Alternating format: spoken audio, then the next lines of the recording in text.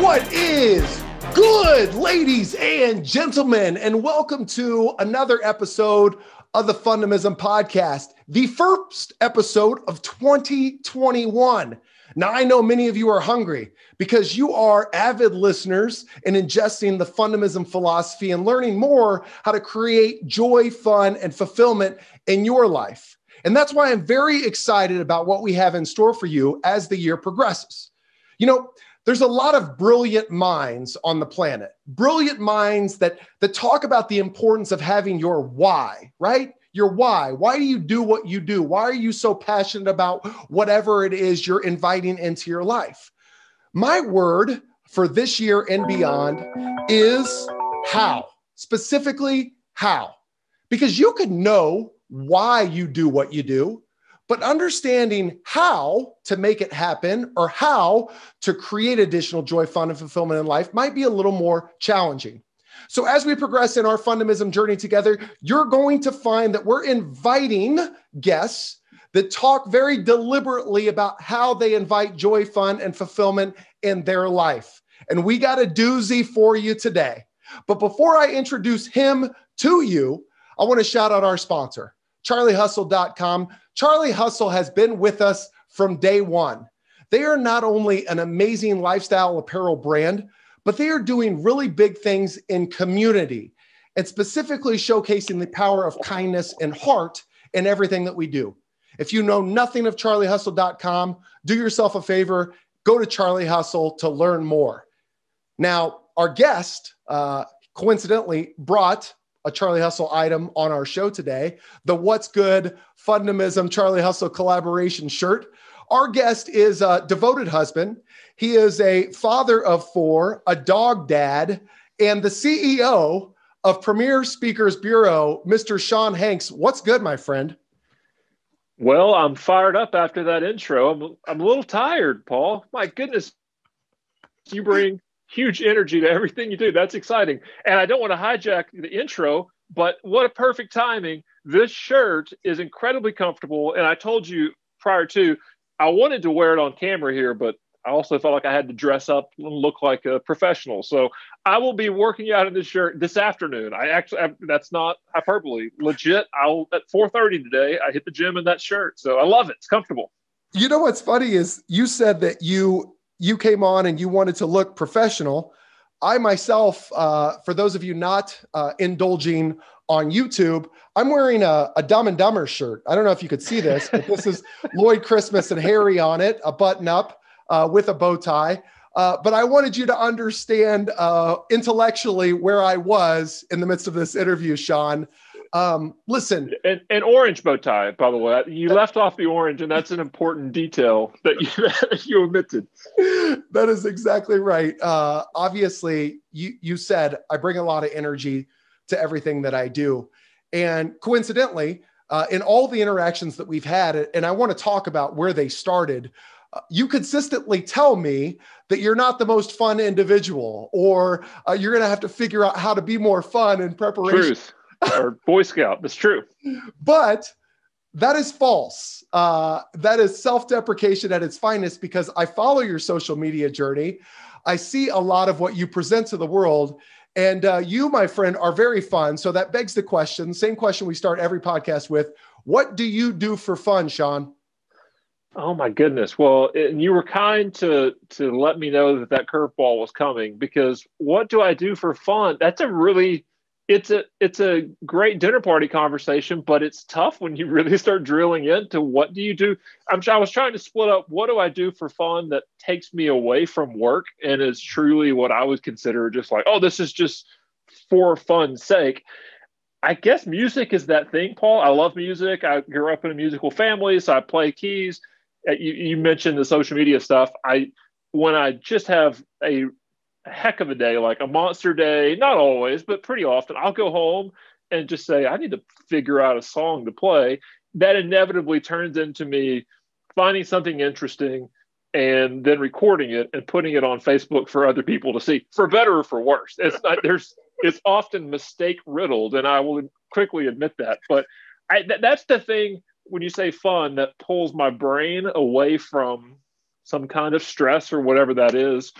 my wife and I we're big CrossFitters, which the first rule of CrossFit is to always talk about CrossFit. Like that's a standard joke, right? So I'm following that rule, but that's been great for us. We're in our 40s. We're trying to stay healthy to keep up with the 4 kids that you mentioned. So that's a stress reliever. And in a bizarre way, that's fun as well, but it's usually accompanied with pain, if I'm honest, but it's a fun pain, I guess. I don't know. That's a long answer. No, as a father of 2, I could certainly relate to that at 7 and 4 years old. You know, we, children, they're my best friend and my worst enemy, depending on any given day. So yeah. I could certainly relate to what you're talking about. And I think that one of your core fundamentals, right? That's what we define Fundamism as, is the fundamentals of a fun and optimistic lifestyle. And so they're the things that you deliberately introduce into your day to bring joy, to escape pain, to bring a smile to your face. And I know for you that music is huge. That is one of the main reasons why I wanted to kick off 2021 with you specifically, Shawn, and really talk a little bit about how we got to very loosely know each other. And I use that term deliberately because we don't know much about each other. But just before we get into specifically who you are and your background and all that stuff, I always find it fascinating that the universe works in mysterious ways, right? Things always happen as and when they should. Now, my last live speaking engagement was with a company called Serva, which is Allied Van Lines, and a truly an amazing group of individuals. It was in Chicago, Illinois, and it was booked by one Brian Lord. It was the first and only gig that I've ever done with premier speakers. And I was so excited, Shawn, for this opportunity, because for those of you listening that don't know, Premier is perhaps one of the biggest and most well-respected speakers bureaus in not just the nation, but the world. I mean, they are a significant player in offering value to clients. And you're going to learn why as you learn more about Shawn. But you're the last live event that I do, Premier Speakers.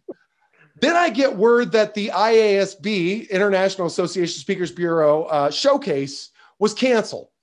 Now, everybody on the planet was impacted by coronavirus. Sure. And so I was super excited for that opportunity, but quite honestly, I wasn't necessarily bummed that it was canceled, because I knew that what it provided me was validation, and that what I had might be potentially onto something, right? They're interested enough to learn more, right? Then I get a call, and it's the IASB, and they want to do a virtual. And as you know, you guys, because you're on the board at IASB, you know that there's a lot of members. You guys offer a ton of value in continuing ed and how to navigate spaces like this. Sure. And I got the opportunity to do a virtual. And side note, I don't know that you know this, but this was one of my first virtuals. I didn't know that, Paul. Yeah. So one of my first virtuals. And so you guys, which is amazing to me, that like you're literally, from a speaker's perspective, the coup de grace. Like, if I could get this audience, like, sure, this is the best possible. And you're one of the first virtual I do. So I'm going to test drive this in front of some key folks. Yeah. So nevertheless, to make a short story long, Shawn, what ended up happening is we connect, and I do a little bit in the virtual keynote that you experienced on Freddie Mercury, and not becoming some background noise, a backdrop for the girls and boys who just don't know and just don't care and just complain when you're not there. And you connect with me following the virtual event, knowing that you're super busy, knowing that you have a business to run, knowing that you're navigating this gray space just like everybody else. And you share the kindest words, and you tell me, Paul, go out and look at my Facebook page and find the first video that you see of me playing the keys. And that first video that I found was Queen. Oh my gosh. Oh, that's fantastic. That's awesome. I didn't remember the timing of it, but I love the providential nature of the whole thing, as always. Yeah. Well, again, I'm very long-winded, as you could tell. I think that's really important for the audience to understand. And then as we progress in our relationship on this podcast, that you understand that, that you play a very interesting role at a period in my life where everybody's trying to figure things out. Sure. And you made an impact by showing a genuine interest in me. And that, I'm sure you're well aware, isn't as common as you would hope or think it would be in today's society. My question, in a very long preface, how did you come about prioritizing relationships and investing the time necessary to make them fruitful?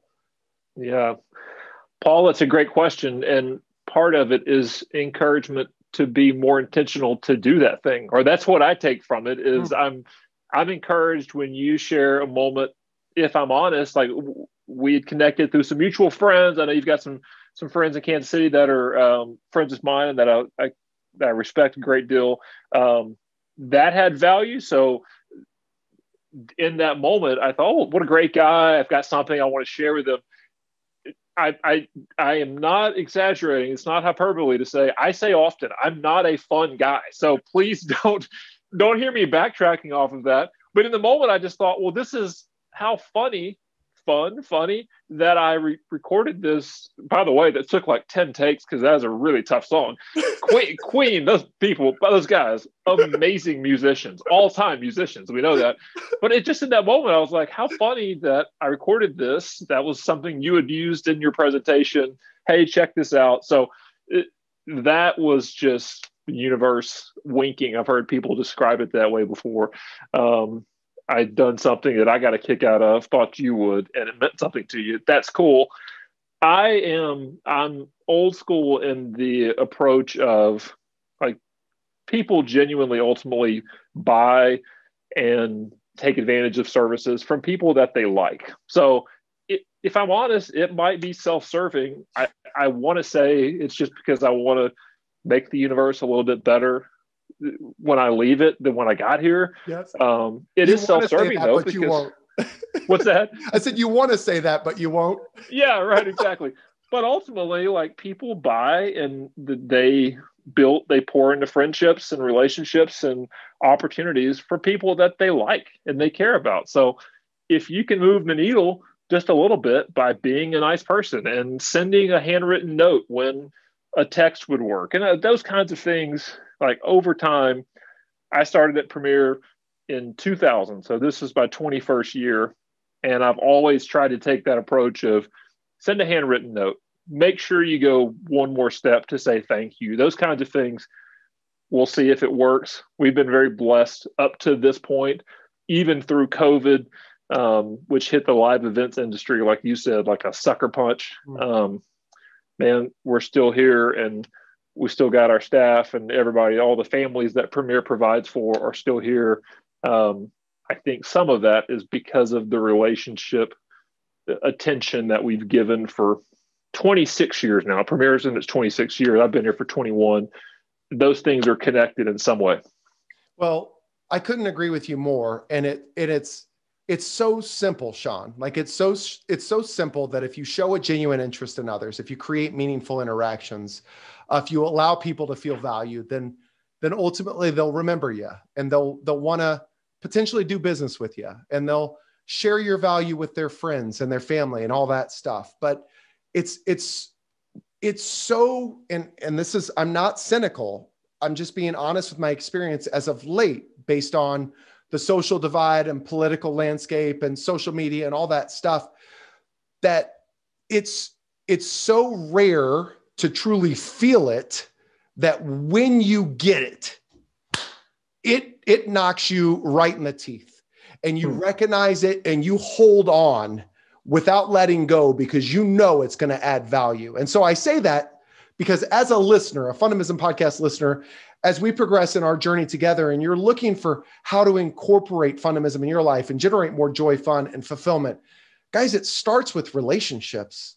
Ladies, it starts with showcasing a genuine interest in others, staff members, leaders. It doesn't matter who you are. If you just take the time, I heard this recently, that relationships aren't efficient.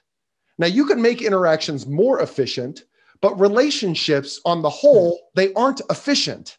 Sure. And so investing time and effort into making something fruitful can go a long way. So Shawn, that's something that you've been doing for the last 21 years with Premier.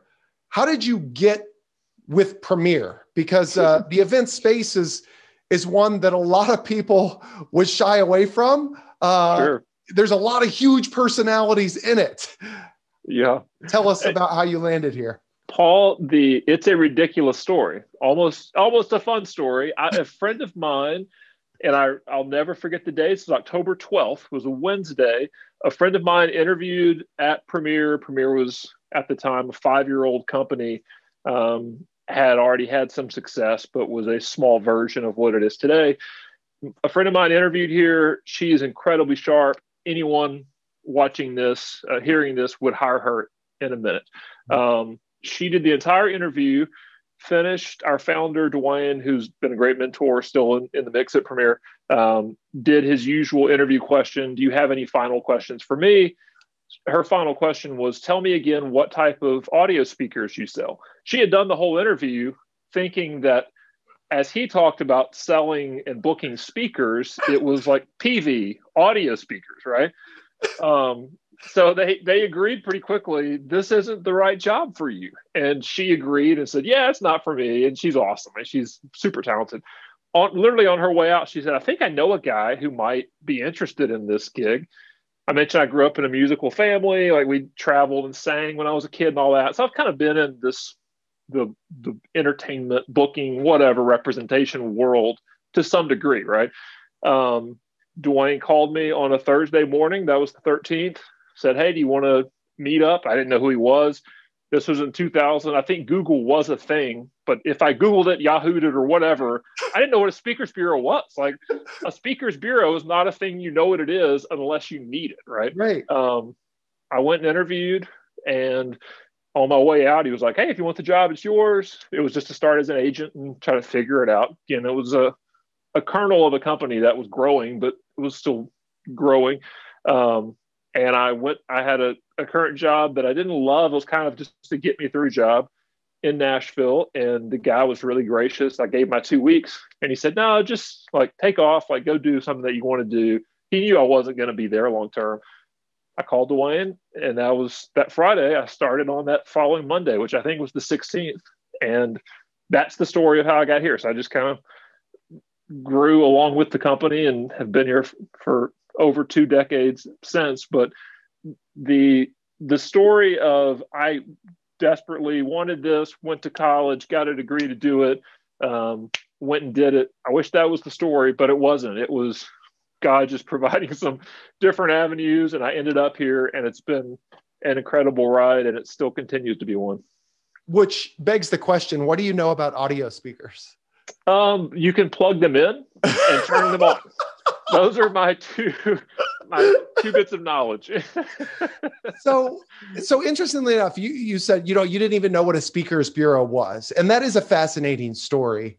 I'm sure, and I want to talk about this with you, that you've had some significant moments in your career in the 2 decades that you've been in the speakers industry, where either a speaker's content really hits you just right, or a speaker's personality or delivery style, or you just had this an epiphany moment to realize, yes, like this is why I'm doing what I'm doing, and I'm super excited about my future in it.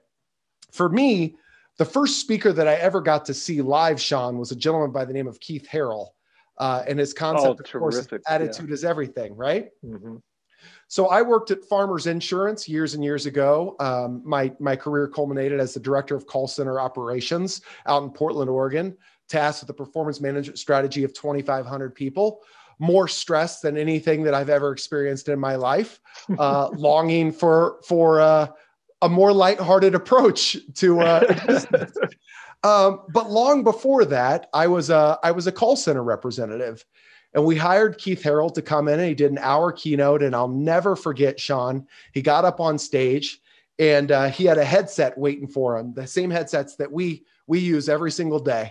And he goes, listen, I can't fully understand or comprehend what it is that you guys do each and every single day, but I know that you have to wear these things. So the least I can do is I'm going to wear this for an hour.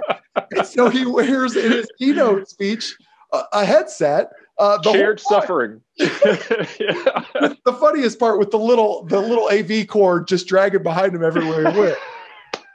Now, here's the interesting thing is I was experiencing him and I was blown away. Like his aura, his energy, his content.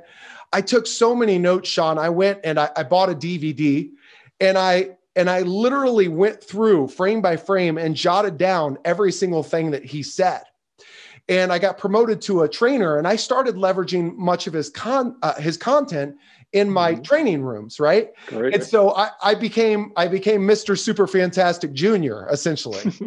Now, side note, again, I didn't know that speaking was a thing. Like I didn't know that was a position that he was getting paid for. Right. Yeah.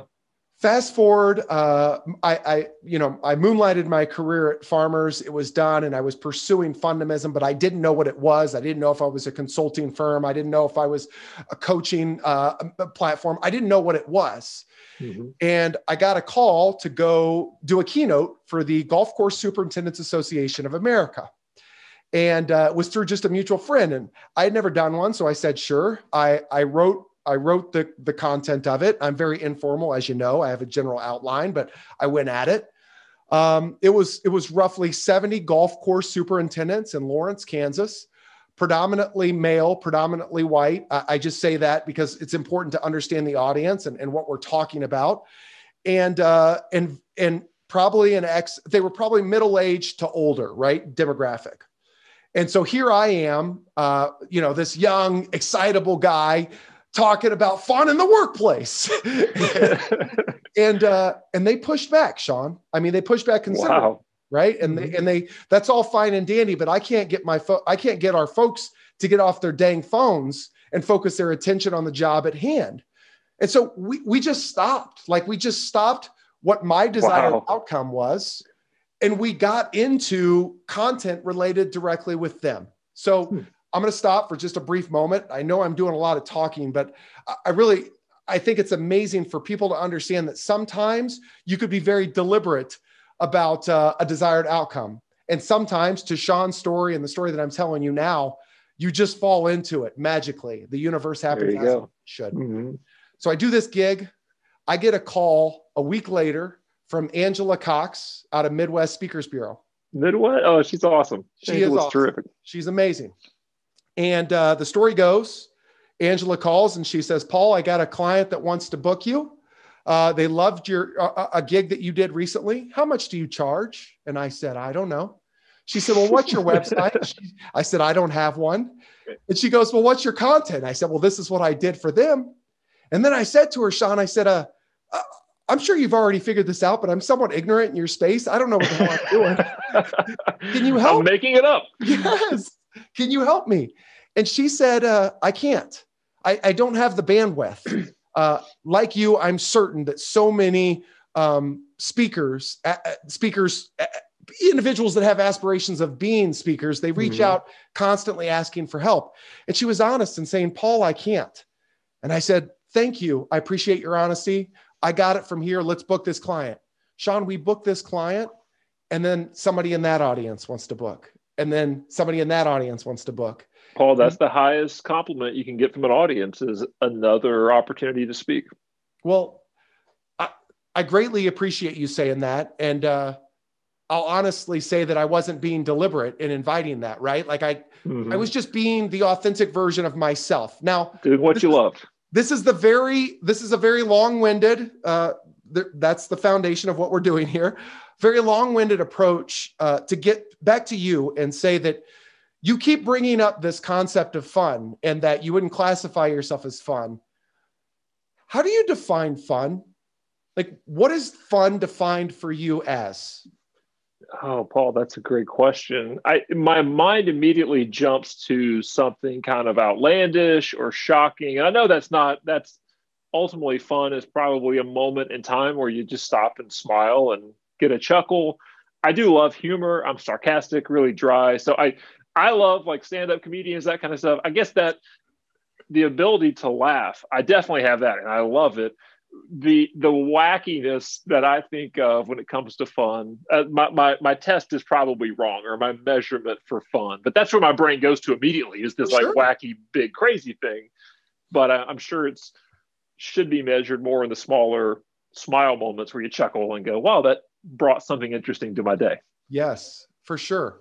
Well, the reason why I asked that, of course, is I think that has been a significant challenge for me in my career, and that when people see me, the Dumb and Dumber shirt, the bow tie, the loudness, the boisterous energy, all that stuff, oftentimes you might look at that and say, well, that's unattainable. Like if this is fun, then count me out, because I'm not that, right? And that is says the guy wearing a sweater, by the way. Yeah, the professor. That's what we call my glasses. I need a pipe. Go ahead. I interrupted you. Sorry. No. The reason why I bring that up is because my goal isn't to help Shawn Hanks live Paul Long's fun. Like, I can't define your fun for you. My goal is, through a series of self-reflections and questions and activities, and potentially showcasing what others are doing for fun, that you identify a little more deliberately and invite it into your life, what fun looks like for you. So you said, I love CrossFit. I love playing the keys. I love laughter and stand-up comedians. You love engaging and having fun with your 4 children. You're obviously a dog dad. You love sharing experiences with your wife.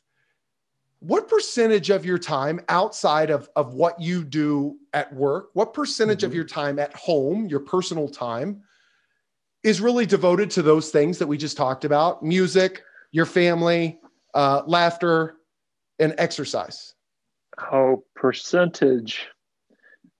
I don't know. I immediately think, man, I wish it was more. That's not the purpose of your question. That's where my brain goes. I start analyzing it. I don't know, Paul. I mean, it would be maybe 20% on a good day, I guess. It seems like, I mean, I'm swinging for the fences at that point. I get an hour of workout in the morning. We try to eat dinner together every night as a family, maybe watch a show or two. But if I'm honest, my default setting is usually I end up on the couch watching TV, falling asleep with the dog next to me, who's way too big to be sitting next to me, by the way. 20% is too much, I think, but I'm going to say 20% as a guess. So if you lived your personal life at home, and 20% really deliberately inviting those fun activities in your day, and I really pressed on you a little bit more to reassess your willingness to have fun and accept it into your life, would you say that you're more fun than you give yourself credit for? Yes, broadening the horizon of what fun is. And I'm speaking to the fun expert. So I'm going to take your expertise and measurement versus mine. Yes. Yeah. I meet the fun requirement. Finally. Well, listen, I'm not the expert. I don't have any letters behind my name. I'm talking to the professor, as evidenced by I'm looking at a book over your shoulder that has your name on it that you wrote that says fun on the front. You're the expert, buddy. Sorry, that makes you an expert. I'll take it. All right. So we're going to do some rapid fire. I told you a speaker and some content that really resonated with me. You've had 2 decades in this industry. What are some of the, you don't have to explicitly call out specific speakers unless there was a moment where you're like, yes, but like, what is the type of content that really resonates with you and helps you in your quest to get better? Yep. Paul, the first speaker that I really thought, this person changed my life in a specific way of teaching me how to think differently. I've always been fairly driven, sometimes out of fear. Like, I don't want to fail, so I'll work hard. Working hard has never been a difficult thing for me, but true mindset of why are you doing the things you're doing, being intentional about the things you think about ultimately are the things that most likely come true. That's not 100%, but it's likely. Yes. Is a guy named Andy Andrews, who Andy in the, maybe it was 05, 06, wrote a book called The Traveler's Gift. He was a guy, I bumped into his content as a consumer first. I read it. It impacted my life. I did it with kind of a study with a group of friends that impacted my life. I bought all the DVD. Remember the DVD sets where you would open them up, or CD sets and you listen to like 10? it just hit me in a way that I thought, it's incredibly practical. It's storytelling, which is how my simple brain takes in information, but it's also true. Like, not just, I think this is his opinion, like, this stuff is true and it's going to work forever. It's like the law of gravity. Whether you believe it or not, these things work, right? And then I was just blessed to bump into him as a speaker. We represent Andy now and have for 15 years. And it was just such a cool thing for me that I got to be impacted. I wasn't selling Andy Andrews at the time. I wasn't booking Andy Andrews. I was a consumer, loved his stuff, but it's all about mindset. And Andy is that guy. He's a good friend now, and he's still as busy as ever, and he sells a ton of books. But that was my entree into this is truly impacting people, not in a bottom line kind of way, like, oh, you can make your sales team sell 10% more, or get your call center to be a little more responsive and have better attitudes. No, that when they go home, for me personally, when I went home, I was happier and nicer and more pleasant and got more value out of life. And then you better believe when I talked to a client about Andy Andrews, I told them not Andy sold 2 million books. I think he did, right? I told them my stuff because that's what was important to me. So Andy's there's a guy named John Acuff, who probably 10 years ago I bumped into his content first and thought, this dude is really funny. And I love that. And he's also really smart and can change my perspective on things. And now we're blessed. We represent John. He does a ton of virtual stuff right now. He does it in a studio that's 2 walls over from me right here. Wow. So twice a week, I get to see this guy get on a virtual presentation for 500 people who were stuck in their houses, and we're all in this weird COVID moment. So we get a little tiny taste of, we were the back end, the facilitators to impact 500 people. Yeah. I'm never going to get on camera and talk to 500 people. You would. It would terrify me. You're doing it now. We built the systems. Yeah, but you're the host. You're the fun guy. I'm along for the ride. But those are two different decades that I got to consume their content first, and it meant a lot to me. So then getting to represent them and know them and help them on their journeys, it's been cool. Like, that's the best way I can describe it. It's made it way more interesting. It's not a job at that point. For sure. What jumped out at me in what you said is that when you got to tell your wife or your family or whoever it was about these 2 individuals, it wasn't how many books they sold, is that you were emotionally connected to what they were delivering. They were genuine, right? And you don't have to be a speaker to be authentic, right? And to live in your true authentic form. And that really resonates with me for many obvious reasons that I'm sure that you understand already. So one of the things that I've struggled with in our industry, hailing from the consultant realm, is that you and I both know that it's very difficult and it takes time to change behavior, right? And so oftentimes organizations might hire a speaker with the hope or the intent to inspire their leadership team or to improve some key performance indicator or whatever it may be. What's your take on behavioral change as an extension of a 30-minute to 2-hour keynote? In a really practical way, I always tell event planners, and they agree with this, and it's just a matter of making sure it's practical. If your people don't leave with 2 or 3 pieces of information literally written down on a piece of paper or in Evernote, or you just emailed it to yourself, like we all use all those things to get information back in our systems, then I don't know that it's going to last very long, right? I mean, I've been in Vegas on a Tuesday morning and seen an interesting speaker, and I'll call my wife that afternoon to check in, and she'll say, "What'd you learn?" And I don't even remember who the person was, right?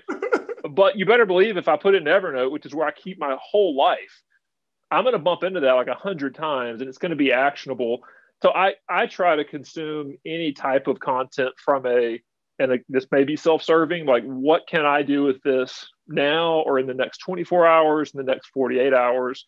And it's just an accountability thing for me. But I do think that a speaker, especially someone who is inspirational and has an amazing story, that's great. That's your vehicle to teach people something, but they better leave with something actionable, or they just heard a great story that's not a bad thing, but that's not the best version of a thing. Teach 100%. them something also. And the way I measure that really practically for me is something is written down on paper or in my phone, or I texted it to someone to say, make sure I keep doing this thing. Yes. If you're not in the speaking industry and you're listening to the Fundamism podcast and you're hearing what Shawn's saying right now, I want to be explicitly clear. What he's saying right now does not solely apply to speakers. If you're in a leadership position and you're trying to transfer a skill, if you're a coach and you're trying to help somebody through a challenging situation, and in building skills, people have to understand very practical ways, behaviors to implement that are going to help them grow or close whatever opportunity gap. So have you seen very specific techniques that a speaker might use to really, to not just relay said practical information, but to get the audience to understand that it's important too? Yeah, I do. I don't want to underplay or overplay story. I think story is how we were created, wired, whatever word you want to use, to take in information. So the storytelling approach, I think, is what makes most speakers great. Some speakers juggle the passing zone. They juggle actual flaming axes. Yes. I remember the stuff they do because they're willing to juggle flaming axes. Right? But for most, a speaker that has overcome something that would wreck the rest of us and destroy our lives, and they are a not just well-balanced individual, but they are excelling in life, you better believe I want to hear what tools they use to get there. So the story is always very, very important, I believe. But conveying it in a way where it truly is, here are it can seem cliche at times, but for those who are watching, when you've seen speakers and they have 3 steps, whatever it is, that's not a technique just to have something to say. Like, that is an important step. That's how humans act. Like, we most often are linear, and we want steps. And those people who are great storytellers or great communicators that give you 2 or 3 steps, write those things down because it worked for them. Sure. That's why they're on the stage communicating it to you. So that's really valuable. A real practical way I've seen speakers in the last few years move is to a text approach where it's, hey, text me this number, text to this number. I'm not going to wear you out, I promise. I'm not going to put you on 50 mailing lists, but I am going to send you some actionable material. I think that's a really great way because they can then speak directly to the attendees, be respectful of privacy and all those things, and not just hammer them with information. But if you're proactively saying, yeah, share something with me, I promise you that they're going to be sharing stuff that you want to read and stuff that is going to be actionable for you to apply in your moment, wherever you find yourself. 100%. Man, I said I set false expectations because I said this is rapid fire, and then you give me some goodness, and I just want to continue to pull out. So there's a lot of speakers bureaus out there, and I'm blessed to be able to work with many of them. And consistently, many bureaus tell me, Paul, it's challenging to differentiate ourselves in this space for many reasons. For the most part, meeting planners, they really communicate a lot via email. How do you differentiate yourself via email? And what if they're not returning your phone calls, or they're getting bids from 10 different bureaus, which often, as you know, creates overlap in who they're getting to see. So my question to you is, what differentiates your brand? What differentiates the Premier Speakers Bureau? Mm-hmm. I can tell you what we invest very heavily in, and then what people, I follow up with every single event. We had 2,000 events in 2019. That was a higher watermark for us. 2020 had different things in mind, right? But I ask that question every time, like, what can we do better? I always ask, what's one thing we can change? The large majority of the responses either indicate you guys are great at service. That is, everyone says that. Every single person says we want to be great at customer service. So I don't claim that we have some unique ability in that way. If anything, we are retrograded backwards. Like we have to go from the very bottom, like, be extra nice to people, just be kind to people, send handwritten notes, always follow up when they say, sorry, I couldn't call you back last week, my mom was sick. Yes. Write that down and check the next week to see. Those are all just simple things that just say treat people as humans. And we've invested really heavily in that over the years. Invested in the sense that we've built our systems from the ground up to be able to help our 25, 30 staff members be able to do that intentionally. And then the second piece is what I just mentioned, technology. Early on, we said our industry is kind of an older, dusty industry where, I mean, you still sometimes are getting faxes from sister bureaus, fellow bureaus. And we just said early on, like a little bit of technology utilization in the space will feel like we're sending someone to the moon, right? So we invested very heavily, and there's a very integrated process with e-contracts that we did 15 years ago before it was a thing, because it just made more sense. Like, why should we fax you a document when we can just send you a link? Those kinds of things. Event planners tell us very often it's light years beyond.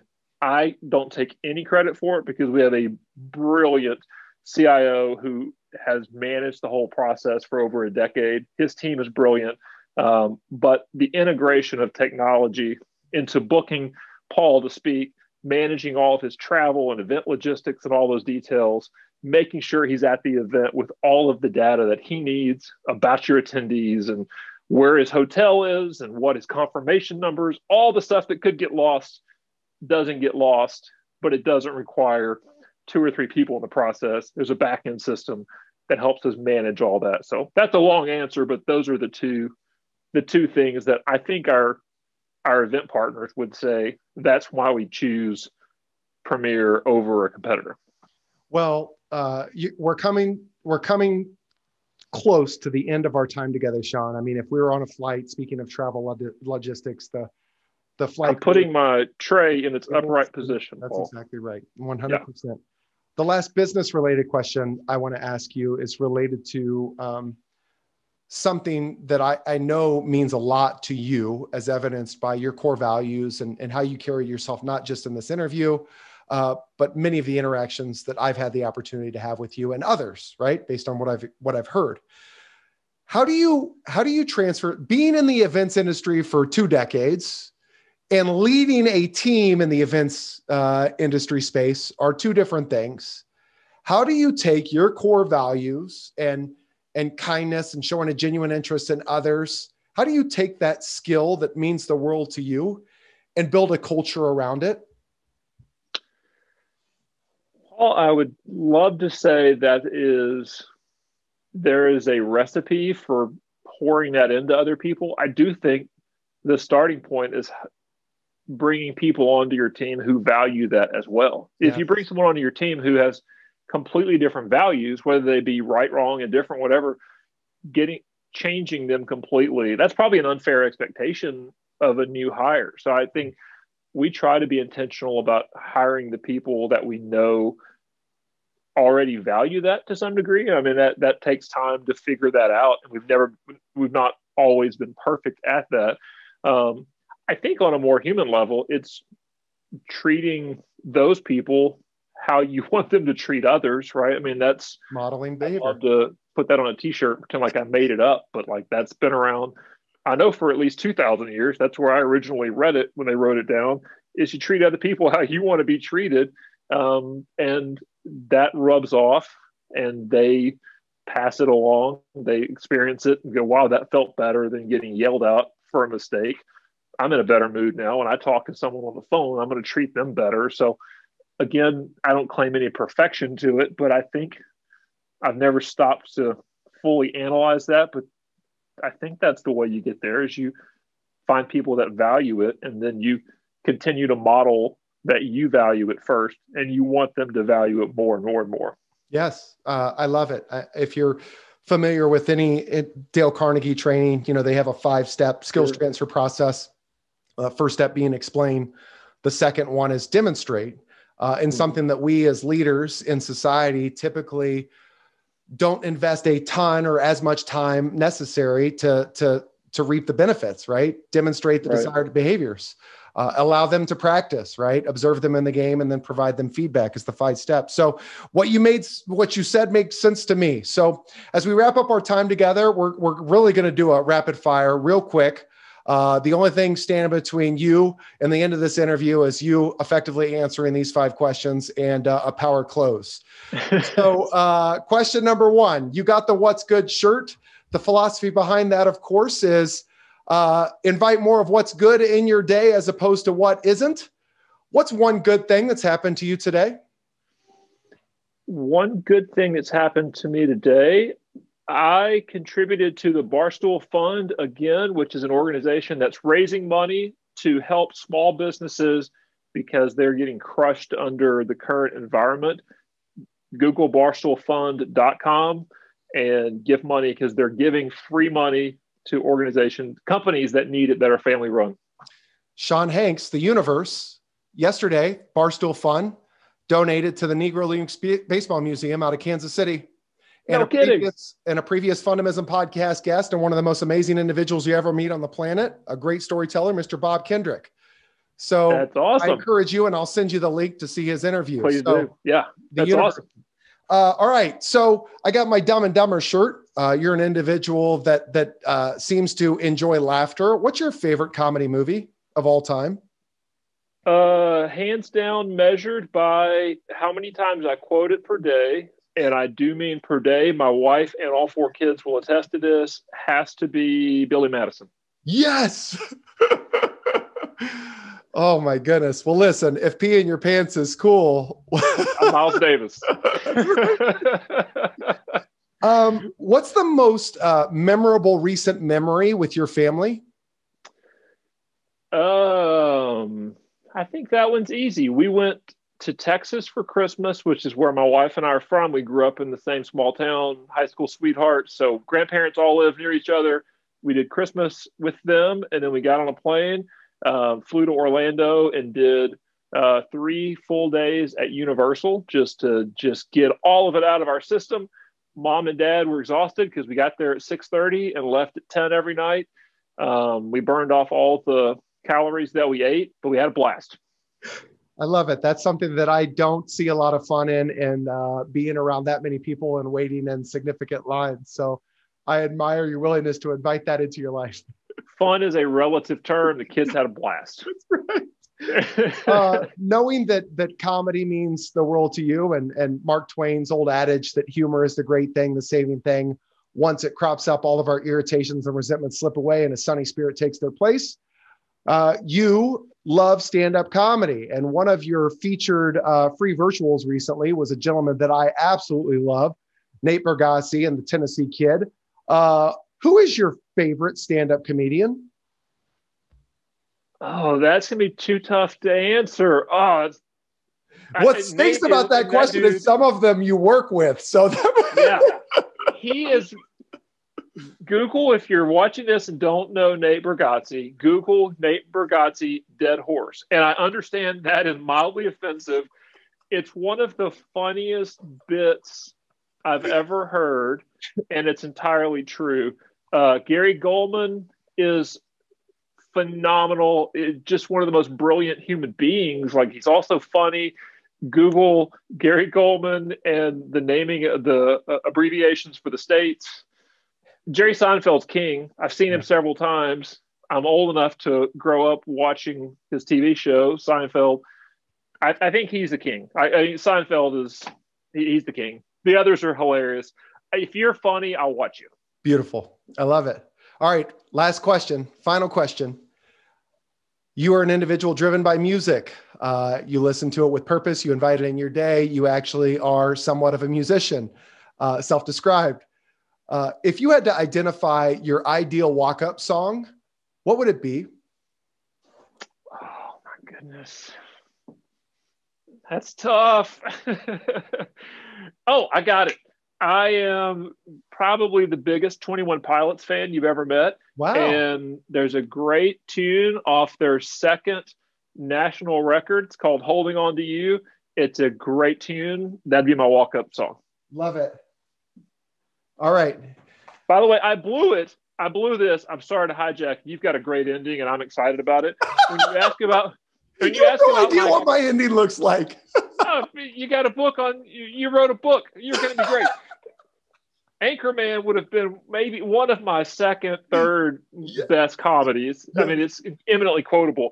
At Christmas, because we had a very scaled down Christmas party because of COVID, we did awards for all the staff, and we probably made like 10 just ridiculous made up awards.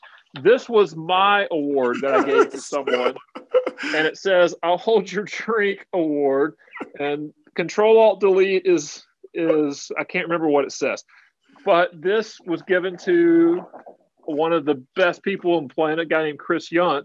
But that someone photoshopped my face onto Ron Burgundy, and when you said fun, I thought I need to show you this. So anyway, Anchorman would have also been one of mine as well. Who's been messing with the teleprompter again? You know, Ron reads it verbatim. Listen, I can't identify one thing that you talked about that I wouldn't classify as fun. So I will say that you came on, you set a very low bar, and then you destroyed said bar and went by far and above expectations beyond. Hey, in closing, thinking through the way that you intentionally lead your life with kindness and whatever it may be. In closing, do you have any like a mantra, a quote, or something that just consistently rings true in the back of your mind that you try to live your life by? I would love to tell you that I'm that disciplined. I am a person of faith, and I'll tell you that instructs everything I do. There's a lot of wisdom that a very smart man once said that said, "Do not be anxious about anything." And over the last 2 or 3 months, that has been bouncing in my head. I read it 25, 30 times a day, and it just encourages me in a way that kind of takes my hands off of all of the sloppiness of COVID and live events or rescheduling, closing in on 1,000 live events, trying to get them virtual, all those things. Do not be anxious about anything. It has a lot of wisdom baked into it. So I guess I would say for the most recent few months, that wisdom from a very smart guy a couple thousand years ago, it gives me hope. The future is bright, Paul. The future is bright. Get here faster than it is. Especially with you leading the charge and ensuring that you're putting individuals out in front of others that potentially can inspire them to find what that light looks like. So from the bottom of my heart, I greatly appreciate you being on here today, Shawn. You know, one thing that resonated in closing with me and in what you just said, and being a faith-driven individual and trying not to be anxious, obviously, is one of my favorite fundamentals this year is embrace awkward moments. And we've all had moments where maybe a conversation goes silent, or you mess up a word, or an interaction doesn't go the way that you want to, and it's really uncomfortable and it's awkward, right? But ultimately, no one's thinking about it as much as you are. And if you find comfort in awkward moments and you reserve the opportunity to feel as anxious as we oftentimes do, well, then, man, the future is bright. So, Shawn, I greatly appreciate you, brother. To the Fundamism Podcast listener, we couldn't be whatever the heck we are without you. We greatly appreciate your support in this journey of Fundamism and our quest to improve and increase the amount of joy, fun, and fulfillment in life. We challenge you to go out, create some fun in your life today, and do it in the lives of others. Until we meet again, be safe, smile often, and deuces.